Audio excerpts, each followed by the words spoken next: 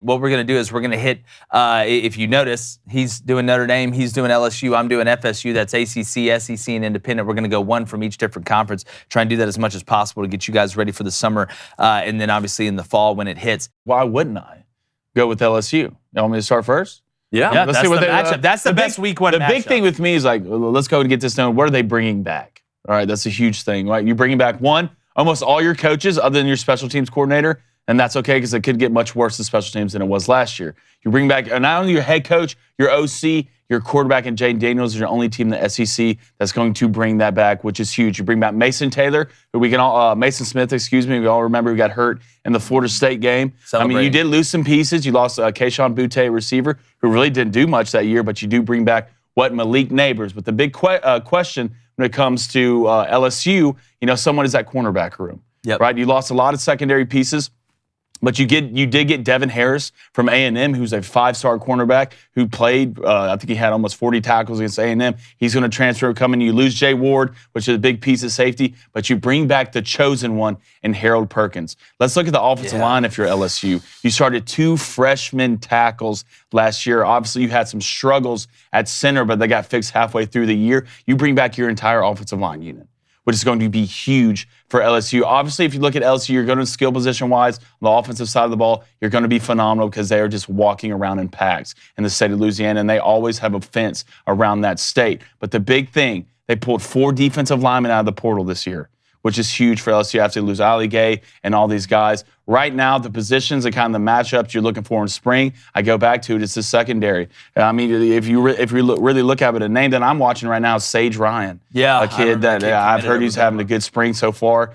He played in 4 games last year, kind of got hampered due to injury, but I think he's going to be a big piece moving forward. But if you're LSU, a lot of positive momentum. Mason Smith right now hasn't done anything contact-wise in spring, which is understandable. I don't know if he will end up doing that. Right now, I'm trying to protect that kid as much as I can. So if you're an LSU fan, right now, spring's going great. No big injuries like that. You're having Brian Kelly, I believe it's 16 practices. You're having Brian Kelly maxed out the entire spring, which is what you want. You won 10 games last year with a huge win over Alabama. So if you're LSU, it wasn't a fluke. I know 3 guys right now who sat here on this set after that Florida State game and said to be patient. Yep. Right? Said to be patient. You were patient. Ended up winning 10 games. I really think LSU, big week 1 matchup against Florida State, probably might be one of the best games in the season. But right now, if you're LSU, a lot of things looking up because you are fixing pieces. Always a big question was the LSU offensive line. You're bringing back that entire unit. Well, when I look at these opening games, these huge ones, I call them insurance games. Because if you win it, you just bought yourself some insurance. You can lose one maybe that you shouldn't have lost or lose one against an Alabama on the road. And at the end, when the committee's looking at it, they go, man, they beat Florida State, though, week 1. It almost buys you a game worth of insurance. And then if you lose it, it's insurance in a way of, look, it's a loss, but damn, that's a good loss. If Florida State does what they're supposed to do. Let's get Mason Smith back. It's going to be huge. Yeah, the impact he had already in the Florida State game up front on the defensive line. I know you lost one of your tight ends, but you do return Mason Taylor, he was a young, I believe he was a freshman playing at Jason Taylor's kid. Yeah, true freshman playing at tight end. Wasn't the most physical guy, but obviously going to put on weight, and I think he's going to end up being a big piece for them. You bring back your leading receiver. Malik Neighbors, who's an absolute dog, is an NFL guy. Yeah, well, on 3rd down, it wasn't Keyshawn Butte that LSU was going to. So you brought back the pieces you need to be successful next year, and at the end of the day, man, it's the SEC. Who are you without a quarterback? And you're going to have one of the best in the league. Florida State, and this is a team that I've talked about, I think is going to make the college football playoff. Right now, I'm leaning that they're going to win the national championship. I think it's a year of turnover. When you look at the quarterback position, when you look at Alabama, when you look at Georgia, when you look at Clemson, with Klubnik being the starter for the first time there. So I think FSU returning Jordan Travis at quarterback, FSU returning Trey Benson at running back, FSU returning Johnny Wilson, who I think is the best deep threat in the country, who's 6'7", is going up to go get it at any point in time. He's an automatic bracket, and you're returning experience. But again, where do I say the game is won and lost? Right? It's won up front. FSU's offensive line got better and better throughout the season. Just kept getting better and better. When you look at the numbers at the end and what they return, they should have one of the best run games with an experienced running back in Trey Benson, with a quarterback that is a legitimate threat to run the ball, which we all know Jordan Travis and Jaden Daniels are 2 of the scariest quarterbacks when they tuck the ball and run it in the country, and they're going to meet week 1. Now, on the defensive side, Jared Verse, the transfer they got that they thought was going pro, who I think is going to be a top 10 pick next year, came back. All right, this kid is a freak on the defensive line. Whether he's front side, whether he's back side, whether they put him in the middle, he can do it all. Rush the passer, he's really good against the run. Also, DJ Lundy at linebacker and defensive tackle Fabian Lovett. He's a guy, I think, in my opinion, when you look at Florida State, they will be the best they've been in a long time on the offensive line and the defensive line. And you mix that with the experience and the skill position, especially quarterback, with the continuity that they've had on the staff, with Mike Norvell grabbing that momentum and running with it last year, moving into this year, I think it's huge. But when you look at newcomers, we always talk about, right, the teams that are able to win this thing, they don't build the whole ship out of the transfer portal. They just plug the leaks in the boat with it at certain places. You got Frentrell Cypress, the Virginia transfer at corner, who I think is going to be the new leader of this secondary. Now, I know it was a safety last year who was the leader. I think Frentrell has a chance to be this lockdown corner that we're used to seeing Florida State have, a guy that can play physical, a guy that's good in zone, he's good in man, does a really good job with his eyes. And then Western Michigan transfer, defensive tackle Braden Fisk, guys, 148 total tackles, a guy that can do a lot of things. I love the way he plays with his hands. And when you're trying to displace offensive linemen, when you're trying to work your leverage and then re-leverage yourself if you get knocked out, it comes down to hand play. It's hand-to-hand combat. That's why they call it that. Can't wait to watch that kid play at FSU. And then Jaheim Bell, the South Carolina transfer, the Swiss Army knife. You can do anything with this guy. He can run it. He can catch it. He can sell hot dogs and do commercials. Jaheim Bell leaving South Carolina shocked me because I thought if he was going to leave South Carolina, it was because he was going pro. But in this style of offense with Jordan Travis, in the RPO game where you can line Jaheim up in the backfield, you can line him in the hip, you can line him in the slot, you can line him outside, you can do everything with him, man. He's an etch-a-sketch. Just shake it up and draw something new. And then Micah Pittman, the Oregon transfer in the slot, all right? I know he's hurt, all right, and it's questionable now if he's going to be able to even return during the season. But if they're able to get him at the slot, this FSU offense is about as explosive as it's been in that I can remember. And you grew up a Florida State fan. I did. So you'll know more than me when it comes to it. But I'm telling you guys right now, I'm leaning toward these Jokers winning the national championship. I really am. It's when you really dive into Florida State and then you look at the ACC this year, who scares you in the ACC the most?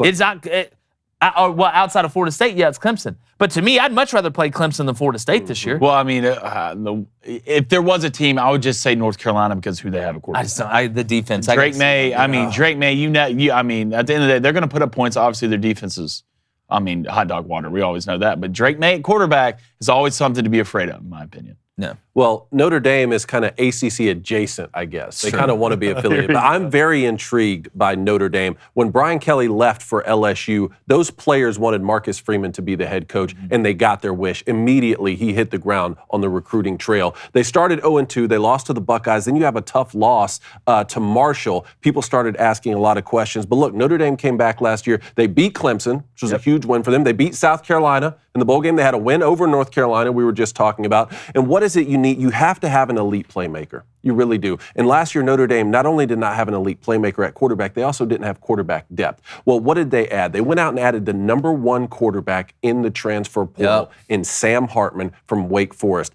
Most touchdown passes in ACC history with 110. Second most yardage in ACC history. There's a lot of questions about whether Sam Hartman is just a system quarterback and was he just running that slow mesh RPO game at Wake Forest. To be honest with you, I think that he's gonna go and have even a better season at Notre Dame, to be honest, to be able to be a drop back passer and to work under some more pro-style offenses. Now, they lose Tommy Rees as the offensive coordinator to Alabama, but they bring in two different play callers. Gerard Parker was the play caller at West Virginia. They also bring in Cincinnati's play caller from last year to be the quarterback coach. So that's going to be interesting. And also Tyler Buckner, who was the backup or who was the quarterback last year until he got hurt in game 2, did not transfer. That to me is huge because that's going to provide some depth behind Sam Hartman. And he was a top 11 quarterback, I think, in the he can sure as hell run. Elite mobility, and he can now learn under a guy who's older like Sam Hartman. Now, CJ Carr, Lloyd Carr's grandson, he won't enter campus until 2024, I believe. And how he got out of Ann Arbor, I'm still not sure because he's from Saline. But they have quarterback depth, which is great. And then to the running back position with Audric Estime and Logan Diggs, I think this could be a top 5 running back tandem in the country. The way they run, downhill, physical, you really saw the identity identity that Marcus Freeman wants to have on offense, which I didn't really know. I didn't know what they were going to do. Are they going to be more of an RPO type team, spread it out? No, you saw they want big offensive linemen. They want to run it downhill. And then off that play action game is where I think Sam Hartman's going to be able to have a lot of success. So to the offensive line, they're losing two very experienced guard. They were young at tackle last season, but they were experienced at guard. Now you're losing two multi-year starters at guard, but you have elite experience at the tackle position, maybe even a preseason All-American at left tackle.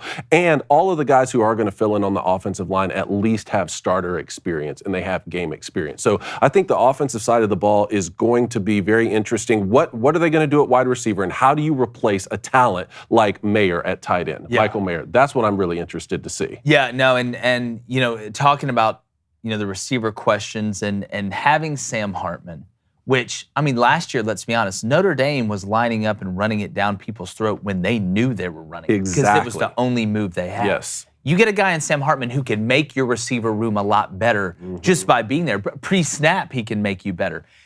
We talk about balance offensively. I don't care what type of system you run. Notre Dame was imbalanced last year, and it cost them. How do you lose to Marshall? How do you lose some of these teams? Well, you become predictable. Texas A&M, same thing with App State, can't throw the ball. So when you add a guy like Sam Hartman, and people say, oh, the slow mesh RPO, how's he going to adjust? Well, Cone, you know this better than anybody. It's not like you're sitting there staring at the running back the whole time during the slow mesh RPO. I mean, Sam Hartman is looking at the areas he's supposed to look at. He's understanding the safety rotations. It isn't like he's just going to be shocked. Now, it's probably going to be easier for him because he can sit in the pocket and move instead of having to tuck the ball in and then turn and square his shoulders and throw the ball. So I think Sam Hartman was a huge add for him. I think he was the #1 quarterback in the transfer portal. And not having Tommy Rees, look, again, Tommy Rees, I think, is going to be fine at Bama. I think he's going to bring them back to being a little bit more of a smash mouth, even though it's going to be a tandem situation there with who they brought in. But Notre Dame, man, it's a fascinating team. Yeah, and on the defensive side of the ball, they're losing an All-American at tackle, like career sacks leader. They're having to replace some stuff at DN. Basically, interior linemen, I think, is going to be a question on defense. But they return a lot of starters in the secondary, including safety DJ Brown, who's returning for his 6th year, which is a new thing for us in the COVID era here. That's some big-time experience returning in the secondary, and Marcus Freeman's a defensive guy. So, I don't know, I'm just very intrigued by Notre Dame right now because I think if Marcus Freeman can take that next step with an elite quarterback, that's one of the things that we've seen, especially throughout the Brian Kelly era, is whenever Notre Dame was getting outplayed, they were getting outplayed at the quarterback position as well. We always talk about, well, from 1 through 85 on scholarship, Notre Dame just wasn't as big as Alabama, not as big as some of these other SEC schools, but also the quarterback position. They were getting outplayed. So how does Sam Hartman come in? How does he fit into that system? I'm interested to see. I am too, and it's really tough trying to plan how to attack people when you don't trust the quarterback to be able to throw the ball consistently. Hey YouTube, thanks for taking the time. Do us a favor. Turn that notification bell on, hit that subscribe button, hit that like button, leave a comment, and tell us what your call sign is. Is it Whiskey Foxtrot? Is it 2 Eagles? Is it Short Peter Dinklage? Doesn't matter, as long as you're watching.